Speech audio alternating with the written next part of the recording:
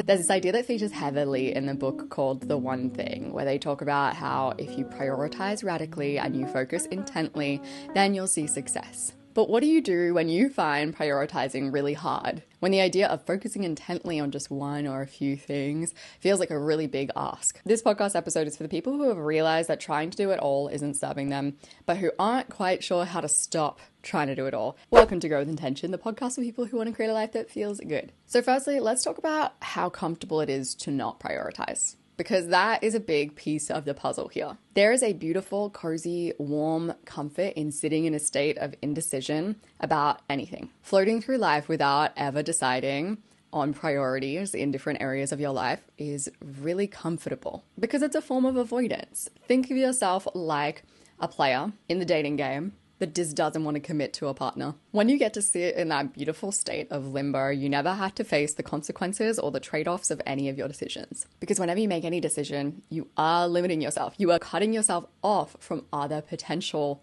just as good, if not better, decisions. And that's scary.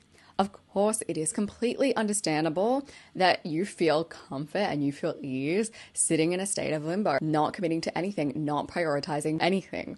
And part of getting to a place where prioritizing is a little easier for you is about being able to empathize with the part of yourself that is being rewarded from sitting in a state of limbo. This is something that you can do through journaling. So journal from the perspective of the part of yourself that is being rewarded for sitting in a state of limbo, that is trying to or wants to do all the things rather than commit to a few things. Really see things from their perspective because their perspective is valid and it makes a lot of sense. And sometimes those parts of yourself just need to be heard. You can do a little back and forth conversation style journaling with this part of yourself. So talk from the perspective of the part of yourself that's getting that cozy comfort out of not prioritizing. And then speak back to that part of yourself from the part of you that's like, hey, we're not getting anything out of this. If you've never done that kind of journaling before, you're going to feel silly doing it straight up. But if you're in a good headspace, you'll find yourself writing things that you're like, wow, I didn't even know I felt that way. You'll find yourself understanding both sides of yourself a little bit better. And when those parts of yourself feel a little bit more heard, it's a little easier to take a step forward. The other part of getting better at prioritizing is accepting uncertainty. So whenever you commit to a goal, whenever you commit to any kind of priority,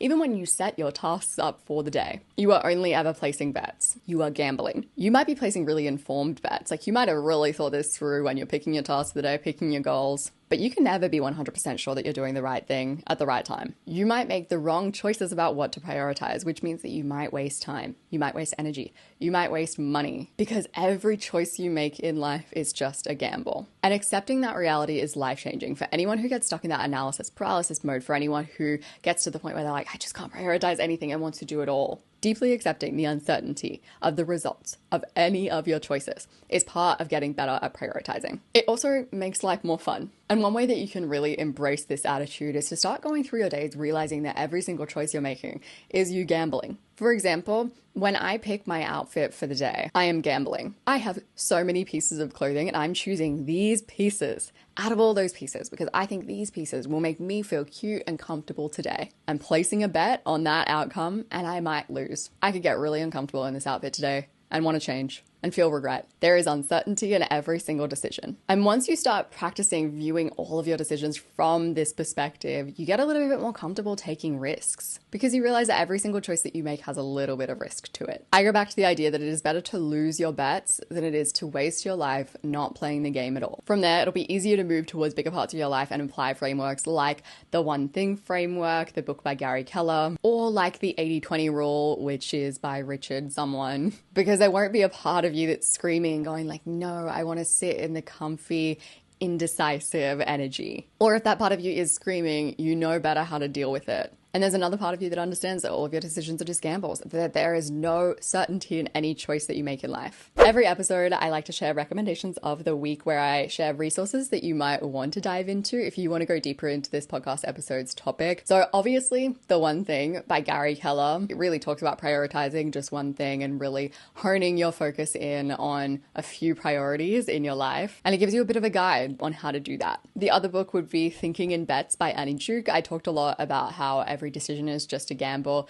In Thinking in Bets, Annie Duke goes into that a lot further. She's a professional poker player, so she has a really good perspective on it. And lastly, I have a podcast episode called How to Create a Strategy for Your Life that incorporates that idea a little bit more. I'm going to have that linked on the screen if you're on YouTube, or in the show notes if you are on Spotify. I appreciate you so much, and I'll see you soon.